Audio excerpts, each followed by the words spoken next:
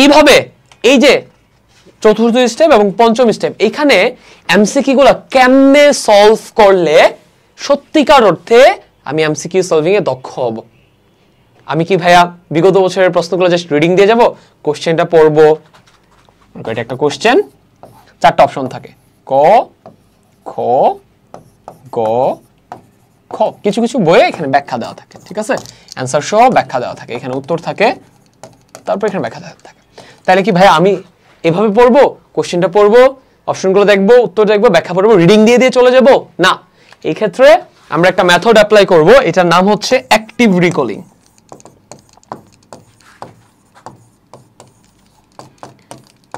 এই মেথডটা কি? এই মেথডটা হচ্ছে আমরা তো যেই চ্যাপ্টারের বিগত বছরের প্রশ্ন কিংবা গাইড বইয়ের প্রশ্ন প্র্যাকটিস করতেছি, ওই চ্যাপ্টারটা ক্লাস দেখে আসছি, রিডিং দিয়ে আসছি, তাই না? বেসিক আমার সব জানা আছে। এখন যখন আমি এই স্টেপ 4 এবং 5 এ কোশ্চেন প্র্যাকটিস করতে যাচ্ছি, তখন তো এই কোশ্চেনটা আমার এটার অ্যান্সার সম্পর্কে কিছুটা হলেও ধারণা থাকা উচিত, তাই না? এই ধারণাটা আসলেই জন্মাইছে কিনা, আসলে ব্রেনে কোন তথ্য আছে কিনা, এটা টেস্ট করার জন্য তুমি উত্তর দেখবা না, উত্তর ঢাকা রাখবা। তুমি কোশ্চেনটা পড়ো, পড়ে অপশনগুলো দেখে উত্তরটা বের করার চেষ্টা করো, নিজে চিন্তা করে। কথা বুঝছো? শুরুতে উত্তর দেখা ফেলো না, তাহলে কি হবে? ব্রেন প্রেসারে পড়বে, আর ব্রেনকে প্রেসারে ফেলে তারপর যদি ব্রেন কিছুক্ষণ চিন্তা করার পর তারপর যদি তাকে উত্তরটা দেখাও, তখন ব্রেন এটা দীর্ঘস্থায়ীভাবে মনে রাখে। জিনিস হচ্ছে অনেকটা এরকম, তুমি লাইফে প্রচুর জায়গাতে গেছো, তাই না? সব জায়গার ঘটনা, সব ঘটনা কিন্তু মনে থাকে না, বাট যেখানে তুমি হোঁচট খাইছিলা, কেউ কোনো বিপদে পড়ছিলা, সেখান থেকে একটা লার্নিং নিছো, এই লার্নিংটা কিন্তু আজীবন মনে থাকে। তো এই জন্য কোশ্চেনটা পড়ে সরাসরি অ্যান্সার দেখে ফেলবা না, মনে থাকবে না। কোশ্চেন অ্যান্সার ঢাইকা কিছুক্ষণ চিন্তা করবা, অ্যান্সারটা কি হইতে পারে। যদি পারো তাহলে তো আলহামদুলিল্লাহ, অলরেডি পারো, এটা ভুলবা না। যদি না পারো, সেই ক্ষেত্রে কিছুক্ষণ ব্রেনকে প্রেসার দিলা, পেইন দিলা, এরপর না আর পারতেছি না, এরপর হচ্ছে তুমি অ্যান্সারটা দেখো, তাহলে ব্রেন এটা দীর্ঘদিন মনে রাখবে। কথা বুঝছো? পেইন ছাড়া তুমি ডিরেক্ট পারো না পরে অ্যান্সার দেখাইলে ব্রেন এটাকে পাত্তা দিবে না, ব্রেন ক্যাপচার করবে না। কথা বুঝছো? সো উত্তরটা দেখার আগে ব্রেনকে স্ট্রেস দিবে, স্ট্রেস দিয়ে যদি না পারো তখন উত্তরটা দেখবা। এখন স্টেপ বাই স্টেপ জিনিসটা কেমনে করবা? একটা কোশ্চেন দেখবো, অপশনগুলো দেখবো, যদি পারি তাহলে তো ভালো, উত্তরটা আবারও দেখবো শিওর হওয়ার জন্য, না হইছে দেন ব্যাখ্যাটা পড়ে আরো যদি এটা রিলেটেড তথ্য জানার থাকে জেনে নিব, ঠিক আছে? যদি কোশ্চেনটা পারি এটা হবে প্রসেস। আর যদি আমি কোশ্চেনটা দেখলাম, অপশনগুলো দেখলাম, পারতেছি না, এটার অ্যান্সারটুকু কি, সেই ক্ষেত্রে কিছুক্ষণ চিন্তা করলাম, সরাসরি উত্তর দেখে ফেলবো না। কি করব?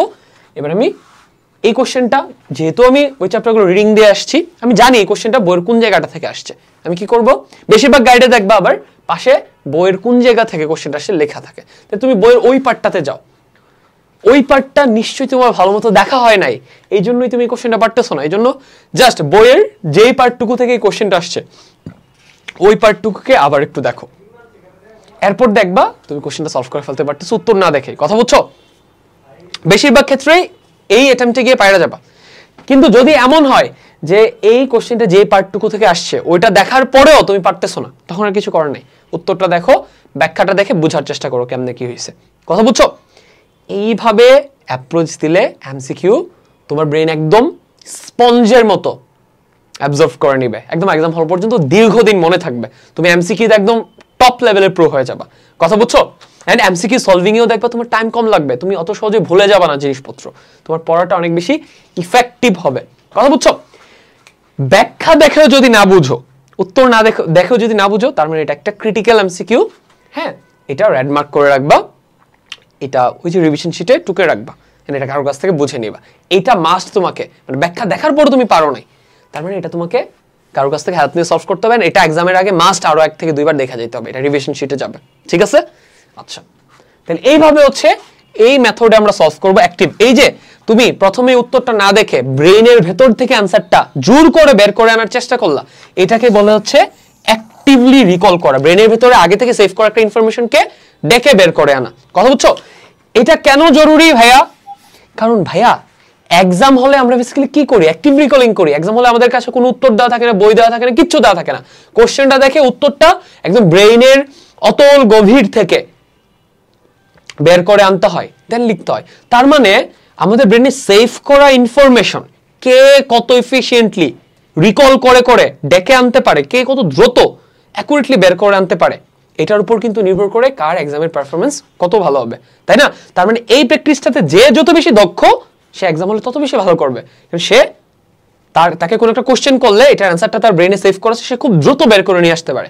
এই প্র্যাকটিসটা যদি আগে থেকে বাসায় এইভাবে সলভিং এর মাধ্যমে, অ্যাক্টিভ রিকলিং এর মাধ্যমে না করো, তুমি ভাই যতই পড়াশোনা করো, যতই ভালো বুঝো, এক্সাম হলে ভালো পারফর্ম করতে পারবে না। কারণ এক্সাম হলে তোমার ব্রেন স্লো হয়ে যাবে। কারণ কি, এক্সাম হলে যেই কাজটা করতে হয় তোমাকে প্রতিনিয়ত অ্যাক্টিভ রিকলিং, এটাতে তুমি অভ্যস্ত না।